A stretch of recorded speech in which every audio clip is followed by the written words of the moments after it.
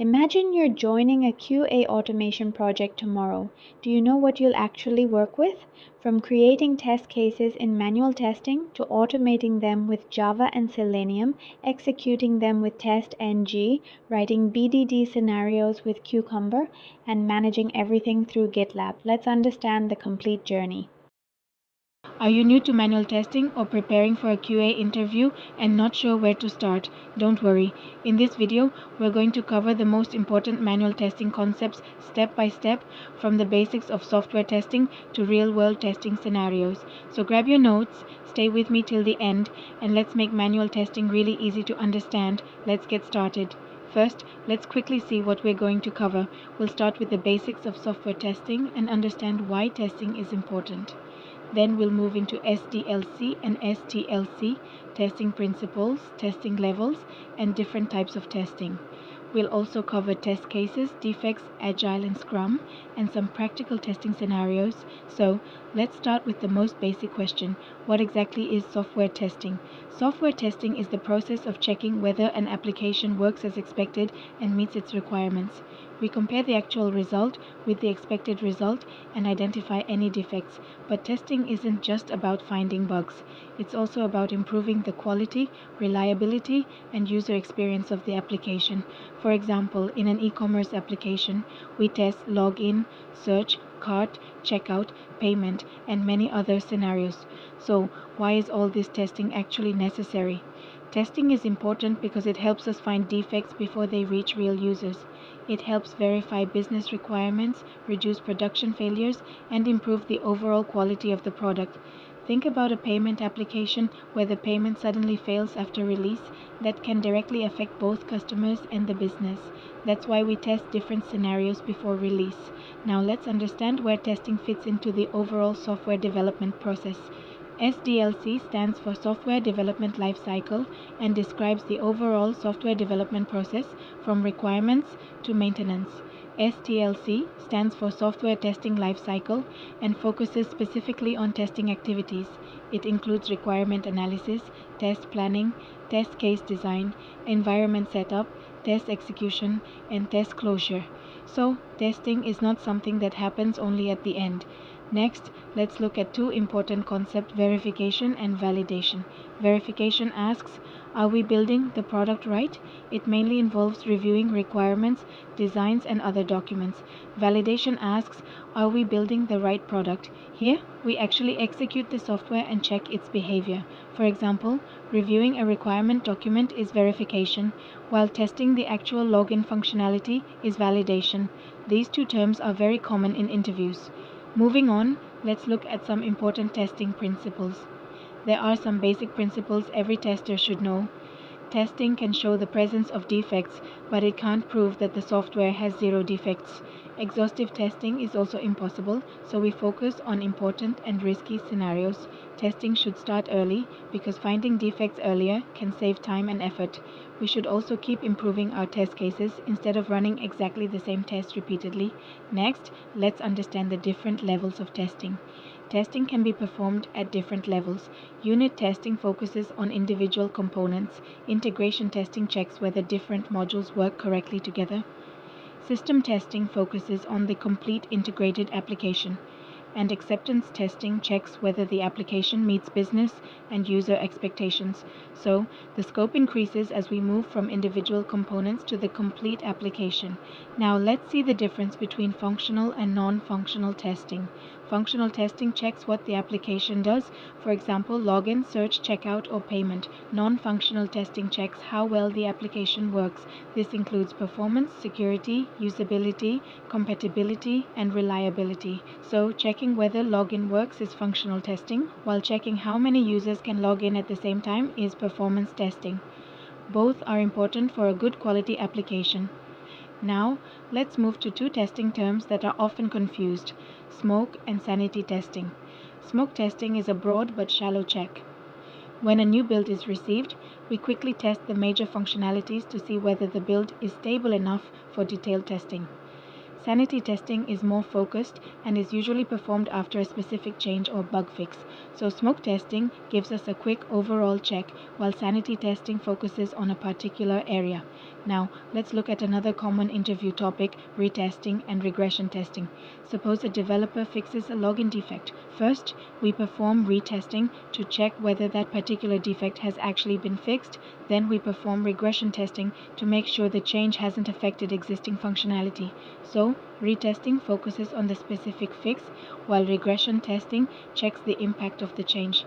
This difference is very important in real projects as well as interviews. Next, let's understand test scenarios and test cases. A test scenario tells us what we need to test. For example, verify login functionality is a test scenario.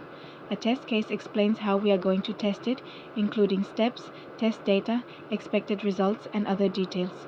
So, a scenario is high level, while a test case is detailed and executable. Once we understand this difference, the next question is, what makes a test case a good test case? A good test case should be clear, concise, and easy for another tester to understand. It should be linked to a requirement and should have a clearly defined expected result. We should also cover both positive and negative scenarios. For example, for login, we can test valid credentials, invalid credentials, blank fields, and other relevant cases. Good test cases help us achieve better coverage and make testing more consistent. Now let's see what happens when we actually find a defect. When a tester finds a defect, it goes through a defect lifecycle. It may start as new, then get assigned to a developer. After the developer fixes it, the tester performs retesting. If the issue is fixed, the defect can be closed. If the issue still exists, it can be reopened. Depending on the project, we may also have statuses like rejected, duplicate, or deferred. Now, another very common interview question is severity versus priority. Severity tells us how much impact a defect has on the application, while priority tells us how urgently it needs to be fixed. For example, a small UI issue on a payment page might have low severity, but the business may still give it high priority because payment is important. So simply remember, severity is about impact and priority is about urgency. Now, let's see how we should report such a defect properly. A good bug report should be clear enough for the developer to understand and reproduce the issue. It should include a meaningful title, environment, preconditions, steps to reproduce, expected result, actual result, and severity or priority when required. We can also attach screenshots, videos, logs, or error messages. A clear bug report saves time for both QA and development. Now, let's move from testing concepts to something you'll commonly see in real projects, Agile and Scrum. In Scrum, the product owner manages business requirements and priorities. The Scrum Master supports the Scrum process, while the development team works together to deliver the product. Common Scrum events include sprint planning, daily Scrum, sprint review, and sprint retrospective. As a QA, you're involved throughout the sprint from understanding requirements to testing, reporting defects, retesting, and regression. Now, let's apply some of these concepts to a real-world scenario. Imagine you're testing an application and suddenly the login functionality fails. First, reproduce the issue and check whether it happens consistently. Then verify the test data and environment. Compare the actual result with the expected result and collect useful evidence. If it's a genuine defect, report it clearly. Once the developer fixes it, retest the login functionality and perform relevant regression testing. Now, let's take another important real-world scenario: payment failure. Suppose a payment fails while testing an e-commerce application.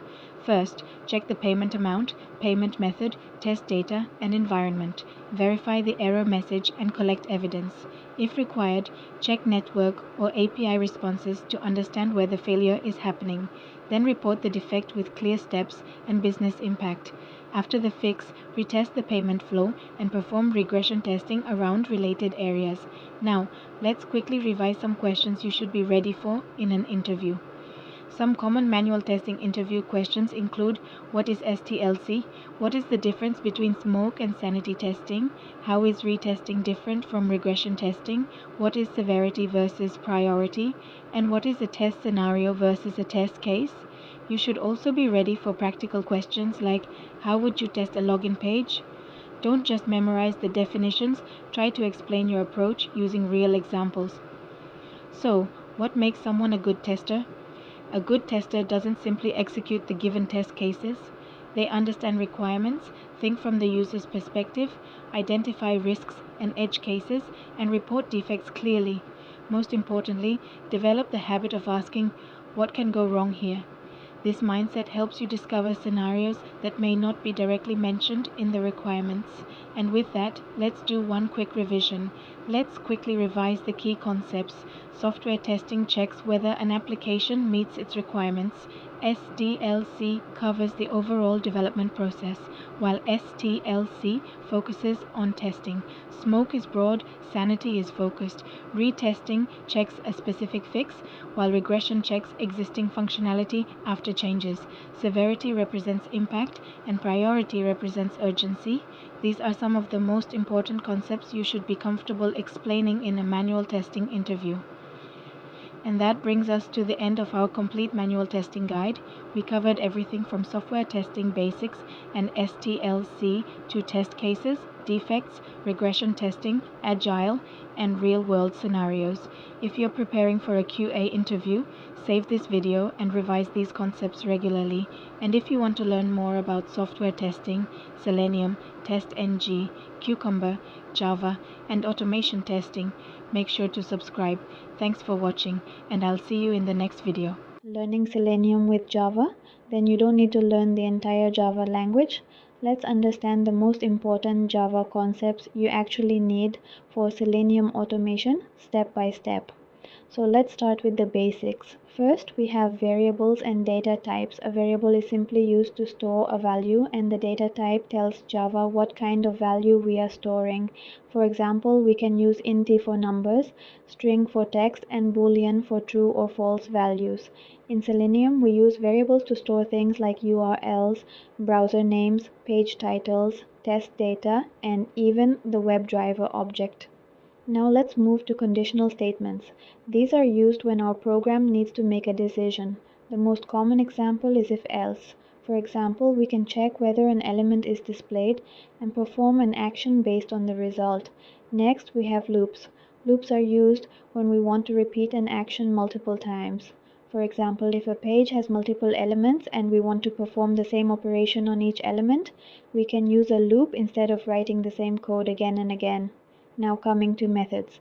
A method is a reusable block of code that performs a specific task. In Selenium, instead of writing login steps in every test case, we can create a login method and simply call it whenever required. This makes our automation code cleaner and reusable. Next, we have arrays. Arrays allow us to store multiple values of the same type. They can be useful for storing test data, browser names, URLs, or expected values. And then we have strings. Strings are used for handling text, and you'll use them a lot in Selenium. For example, driver.getTitle returns the title as a string, which we can then compare or validate.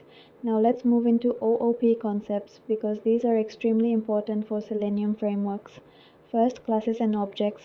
A class is like a blueprint, and an object is an instance of that class. In page object model, we commonly create classes for different web pages and then create objects to use their methods. Next are constructors. A constructor is used when an object is created and is commonly used to initialize the object. In a Selenium page object model, constructors are often used to initialize the WebDriver. Now let's talk about inheritance. Inheritance allows a child class to reuse accessible methods and properties from a parent class. For example, we can create a base test class with common setup and teardown methods and extend it in our test classes. This helps reduce duplicate code.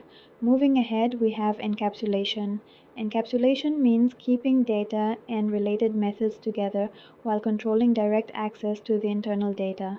For example, in page object model, we can keep locators private and expose methods like click login or enter username.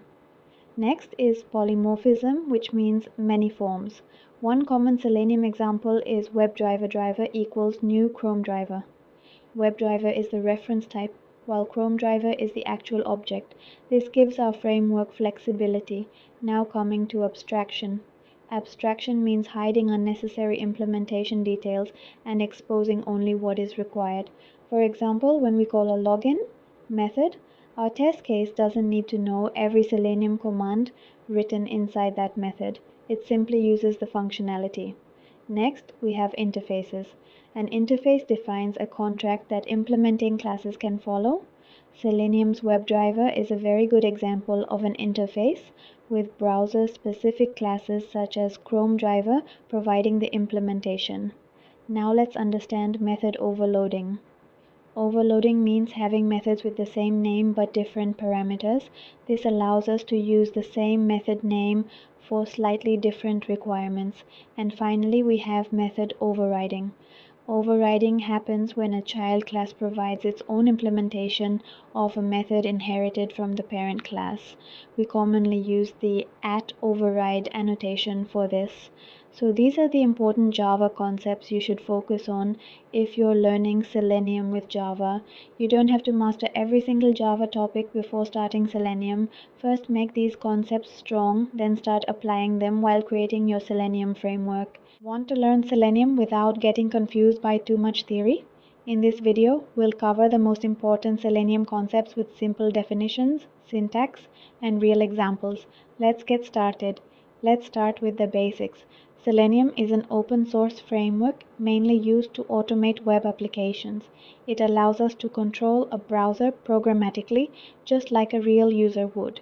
We can open a website, click buttons, enter text, read information, and perform many other actions. The main component we use for browser automation is Selenium WebDriver. In Java, for example, we create a WebDriver object and initialize it with the browser we want to use, such as Chrome. Once the driver is created, we can open our application using the get method. So, this is basically the starting point of a Selenium automation script. Now, let's see how Selenium actually identifies the elements on a web page. To interact with any element, Selenium first needs to find that element, and that's where locators come into the picture. A locator tells Selenium exactly which element we want to work with. Some commonly used locators are ID, name, class name, CSS selector, and XPath. For example, if a username field has an ID called username, we can use by.id to locate it. Similarly, we can use XPath when we need more flexible identification, especially for dynamic elements. Whenever possible, I prefer using a stable and unique locator because it makes the automation more reliable. So now that we know how Selenium finds an element, let's see what we can actually do with that element. Once Selenium finds an element, it represents that element using the web element interface. For example, a username text box, login button, checkbox, or link can all be represented as web elements. And once we have the web element, we can perform different actions on it. We can use click to click a button, send keys to enter text, and clear to remove existing text. We can also use methods like getText is displayed and is enabled to read information or check the state of an element. So basically, locating the element is the first step, and web element gives us the ability to interact with it. But sometimes the element isn't immediately ready to interact with. That's where waits become important. Imagine your application takes a few seconds to load a button. If Selenium tries to click that button immediately, the test may fail even though the application is working correctly. To handle situations like this, we use waits. An explicit wait tells Selenium to wait until a specific condition becomes true. For example, we can wait until a login button becomes clickable and then perform the click. This is much better than simply adding a fixed delay because Selenium waits only as long as necessary. We commonly use WebDriver wait along with expected conditions. So, waits help make our automation more stable and reliable. Now let's move on to some common browser controls that we frequently handle in Selenium, dropdowns and alerts. Dropdowns and alerts. Let's start with dropdowns. If we have a standard HTML select dropdown, Selenium provides the select class to interact with it. We can select an option by its visible text, value, or index. For example, if we have a country dropdown, we can select India using select by visible text. Now let's talk about alerts. Alerts are browser pop-ups that can display a message or ask the user for confirmation. Selenium handles them using switch to open parenthesis, close parenthesis, dot alert open parenthesis, close parenthesis. Once we switch to the alert, we can read its text, accept it, dismiss it, or enter text if it's a prompt. So, drop-downs and alerts are both common Selenium interview topics. Next, let's see how we handle frames and multiple browser windows. Frames and windows. Sometimes a web page contains an iframe, which is basically a separate document embedded inside the main page. If the element we want to interact with is inside that iframe, Selenium can't access it directly. First, we need to switch into the frame using switch to open parenthesis, close parenthesis, dot frame open parenthesis, close parenthesis. Once our work is completed, we can return to the main page using default content. Now, what if clicking a link opens another browser tab or window? In that case, Selenium uses window handles to identify different browser windows. We can get all the available handles and switch to the required one. So remember, for an iframe, switch to the frame. For multiple tabs or windows, switch using window handles. Now let's look at advanced mouse and keyboard interactions. Sometimes a normal click or send keys isn't enough. For example, imagine you need to hover over a menu and then select an option, or you need to perform a right click or double click.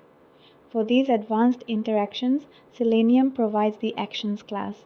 We create an Actions object and then use methods such as move to element, double click, and context click. For example, if a submenu appears only when we hover over a menu, we can use move to element to perform that action. The Actions class is especially useful when automating applications with complex user interactions. So we've covered mouse and keyboard actions. Now let's see how Selenium handles browser navigation and JavaScript. Selenium also gives us methods to control browser navigation. We can open a URL using get, and we can use navigation methods like back, forward, and refresh. These are simple but very commonly used operations in automation scripts. Now sometimes normal Selenium commands don't work easily for a particular browser-side action. That's when JavaScript executor can be useful. For example, we can execute JavaScript to scroll down a page or perform certain actions when normal interaction becomes difficult. We create a JavaScript executor object and use execute script to run the JavaScript code. So, navigation handles browser movement, while JavaScript executor gives us additional control over the page. Next, let's talk about screenshots and some common Selenium exceptions. Screenshots are extremely useful when a test fails because they give us visual evidence of what happened on the page. Selenium provides the Take Screenshot interface, which we can use to capture the current browser screen. Now let's quickly look at some common Selenium exceptions. No such element exception usually means Selenium couldn't find the element. Timeout exception can occur when a required condition isn't met within the specified wait time, and stale element reference exception can happen when the page or DOM changes and the previously located element is no longer valid. Whenever we get an exception, we shouldn't immediately assume the application is broken. We should first check the locator, wait, frame, or window context, and the current page state. Finally, let's put all these concepts together in a typical Selenium flow. Let's quickly connect everything we've learned. A typical Selenium test starts by launching the browser and opening the application. Then we locate the required elements using suitable locators and wait for them to be ready. After that, we perform actions such as clicking, typing, selecting drop-down values, handling alerts, or switching frames and windows. Once the action is completed, we verify whether the actual result matches the expected result. If something fails, we can capture a screenshot and investigate the issue. Finally, we close the browser using quit. So, these are some of the most important Selenium concepts you should know for interviews and real automation projects, from WebDriver and locators to waits, actions, frames, windows, JavaScript, and screenshots. Keep practicing these concepts with real scenarios, and Selenium will become much easier to understand.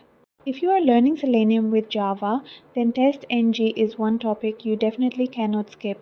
So in this video, let's understand the important TestNG concepts step by step with simple definitions and examples. Let's get started. So first, let's understand what exactly TestNG is. Basically, TestNG is a testing framework for Java which helps us to organize, execute, and validate our automated test cases. Now, why do we actually need TestNG? Because simply writing Selenium code is not enough. We need to manage our test cases properly, decide what should run before and after a test, and control how multiple tests are executed. And this is where TestNG helps us. It provides features like annotations, assertions, groups, data-driven testing, and parallel execution. So in simple words, TestNG helps us write, manage, and execute our automation tests in a proper way. Now, let's move to the next topic. Here we are going to learn about TestNG annotations. Annotations are basically instructions that tell TestNG when and how a particular method should execute. The most important annotation is @test. Whenever we write @test above a method, TestNG understands that this method is a test method. For example, if we have a login method and we add @test above it, TestNG will consider it as a test case. Apart from this, we have lifecycle annotations like @before method and @after method. @before method runs before every test method, while @after method runs after every test method. Then we have @before class and @after class, which help us manage the execution at class level. So just remember the basic flow: before class to before method to test to after method to after class. Now let's move to the next topic. Here we are going to understand assertions, priority, and dependency. First, let's see assertions. Basically, an assertion is used to check whether our actual result matches the expected result or not. For example, after login, if we expect the page title to be home page, we can use assert.assert equals to compare the actual and expected title. If they match, the test passes, otherwise it fails. Now sometimes we have multiple test cases and we want them to execute in a particular order. For that, we can use priority. For example, if login has priority 1 and logout has priority 2, login will execute first. And then we have dependency. Suppose our dashboard test depends on the login test. If login fails, there is no point in running the dashboard test. So we can use depends on methods for this. Basically, assertions validate the result, priority controls the order, and dependency controls the relationship between tests. Okay, now let's move to the next topic. Here we are going to learn about groups, data provider, and parameters. First, let's see groups. Imagine you have hundreds of test cases, but you only want to run your smoke tests. Instead of running everything, you can create a group called smoke and execute only those tests. So basically, groups help us categorize and selectively execute our test cases. Next is data provider. Data provider is useful when we want to execute the same test with different data. For example, for a login test, instead of creating 5 separate test cases for 5 different usernames and passwords, we can use data provider and pass all the data to the same test. This is called data-driven testing. And finally, we have parameters. Parameters allow us to pass values from the testng.xml file to our test method. For example, we can pass values like Chrome, Firefox, or different environments. So remember it like this: group select tests, data provider provides test data, and parameters provide configuration values. Now, let's move to our final topic. Here we are going to understand parallel testing and testng.xml. Normally, if we have many test cases, they may execute one after another, which can take a lot of time. But with parallel testing, we can execute multiple tests at the same time. For example, we can run our Chrome and Firefox tests simultaneously, which helps reduce the overall execution time. Now let's talk about testng.xml. Basically, this file is used to configure and control our TestNG test execution. We can decide which tests or classes we want to execute, which groups we want to run, and even configure parallel execution. So if you are planning to work on a real Selenium automation framework, understanding testng.xml is very important. And that's it.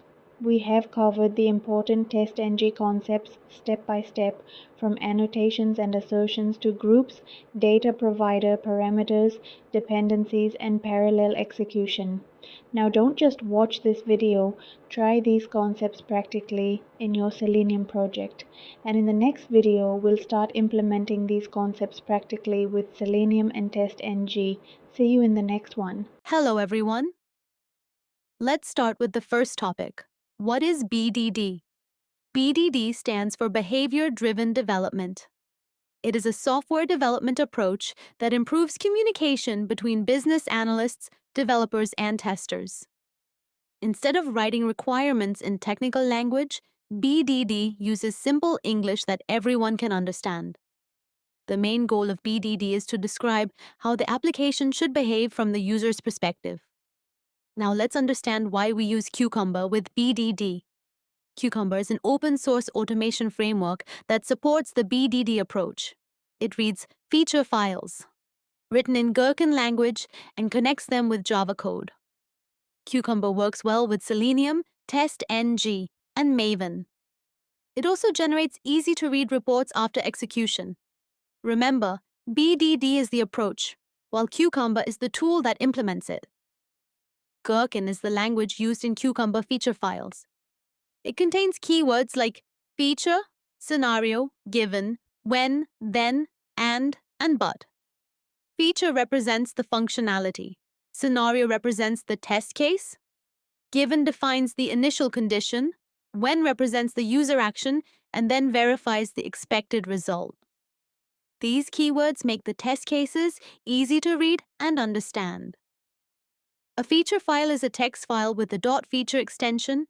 It contains all the test scenarios written in Gherkin language. Every feature file starts with the feature keyword, followed by one or more scenarios. Each scenario includes given, when, and then steps. Since it is written in simple English, both technical and non-technical team members can understand it easily. Step definition is a Java class that connects the feature file with the automation code. It uses annotations like @given, @when, and @then. Whenever Cucumber reads a step from the feature file, it searches for the matching step definition and executes the corresponding Java code. This is where Selenium commands are written to automate the application. Now let's understand hooks, tags, and the runner class. Hooks are used to execute code before and after every scenario. The @before hook is commonly used to launch the browser, while the @after hook is used to close the browser or capture screenshots. Tags like @smoke or @regression help us execute only selected test scenarios. The runner class controls the execution of feature files using the @runWith and @cucumber options annotations. Scenario outline is used when the same test scenario needs to run with multiple sets of test data. Instead of creating separate scenarios, we write one scenario outline and use placeholders inside angle brackets. The actual values are provided in the examples table. During execution, Cucumber runs the same scenario once for every row in the examples table. This makes test cases reusable and easier to maintain. Let's look at the Cucumber project structure. Feature files are stored inside the resources folder, while step definitions, runner classes, and utility classes are stored inside the Java folder. The workflow starts with the business requirement, followed by the feature file, step definition, Selenium automation code, runner class execution, and finally the test report. This flow keeps the project organized and easy to maintain. Cucumber provides many advantages. It improves communication between team members, makes test cases easy to understand, and allows step reusability. It also reduces duplicate code and generates detailed execution reports. One important interview point is that BDD is a development approach. Gherkin is the language, and Cucumber is the framework used to implement the BDD approach. If you are working in automation or software development, you definitely need to know GitLab. So in this video, let's understand GitLab from basics to the complete workflow step by step. Let's get started. So first, let's understand what exactly GitLab is. Basically, GitLab is a web-based DevOps platform which is built around Git. It is mainly used for managing our source code, collaborating with team members, reviewing code, tracking issues, and also running CI/CD pipelines. Now, one common confusion is what is the difference between Git and GitLab? So, Git is basically a version control tool which we use to track changes in our code, and GitLab is a platform where we can host our Git repository and collaborate with our team. For example, I can create a project in GitLab, clone that repository to my local machine, make some changes, commit those changes, and then push them back to GitLab. Now, a GitLab project is basically our main workspace, and inside that we have the repository which contains our source code and complete commit history. So the basic flow is very simple. Create project, clone repository, write code, commit, push, and then collaborate through GitLab. Okay, now we have understood the basics. Let's move to the next page and understand how we actually work with branches and merge requests. Now let's understand the most important GitLab collaboration flow: branch, commit, push, and merge request. Suppose you are working on a project and you have to develop a new login feature. You should not directly make changes in the main branch. Instead, you create a separate branch. For example, we can create a branch called feature-login. Basically, a branch gives us an independent space where we can work on our feature without disturbing the main code. Once we complete our changes, we first add the files and create a commit. A commit is basically like saving a meaningful change in our Git history. For example, git add dot, then git commit -m add login validation. After that, we push our branch to GitLab using the push command. Now our changes are available on GitLab. The next step is to create a merge request, or MR. A merge request is basically a request to the team saying, I have completed my changes, please review them and merge them into the target branch. The reviewer can check the code, add comments, and ask for changes if required. Once everything looks good and the MR is approved, we can merge it. So the complete flow is feature branch to commit to push to merge, request to review to merge. This is a very common workflow in real projects. Now let's move to the next page and understand how GitLab helps us with CI/CD and project tracking. Okay, now we are going to talk about CI/CD issues, labels, and milestones. First, let's understand CI/CD. CI stands for continuous integration and CD stands for continuous delivery or deployment. Basically, GitLab can automatically build, test, and deploy our application whenever we push new changes. For example, imagine I push my code to GitLab. Automatically, a pipeline can start. First, it can build the application. Then it can run automated tests, and if everything passes, it can deploy the application. This configuration is generally defined inside a file called .gitlab-ci.yml. So basically, CI/CD helps us reduce manual work and catch problems early. Now, apart from CI/CD, GitLab also provides issues. Issues are used to track bugs, tasks, feature requests, and other work. For example, if there is a login timeout problem, we can create an issue called Fix Login Timeout. We can assign it to a team member and add labels and milestones. Labels help us categorize our work. For example, we can have labels like bug, feature, high priority, or backend. And a milestone is basically used to group related work for a particular release or deadline. So now you can see GitLab is not only about storing code, it also helps us build, test, track, and deliver our work. Now let's move to our final page and quickly understand roles. settings, snippets, and the complete GitLab flow. Okay, now let's look at some other important areas of GitLab that you will commonly see in a real project. First, we have members and roles. Roles basically decide what a particular user is allowed to do in a project. For example, a developer can work with the code while a maintainer has more permissions to manage the project. So basically, access should always be given according to the person's responsibility. Next, we have settings. Inside settings, we can configure things like repository options, CI/CD variables, runners, integrations, and webhooks. Then we have snippets.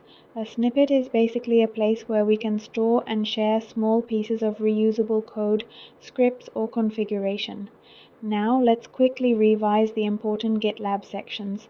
The project is our main workspace. The repository contains our files, commits, and branches. Merge requests are used for code review and merging. CI/CD contains our pipelines and jobs. Issues are used for tasks and bugs. And settings is where we configure our project. So if we look at the complete GitLab workflow, it becomes plan to code to commit to push to merge, request to review to CI/CD to deploy. And that's basically how GitLab fits into a real software development workflow. So don't just learn these concepts theoretically. Try creating a small GitLab project and practice the complete flow yourself. Commit small, push often, review always, and keep your branches clean.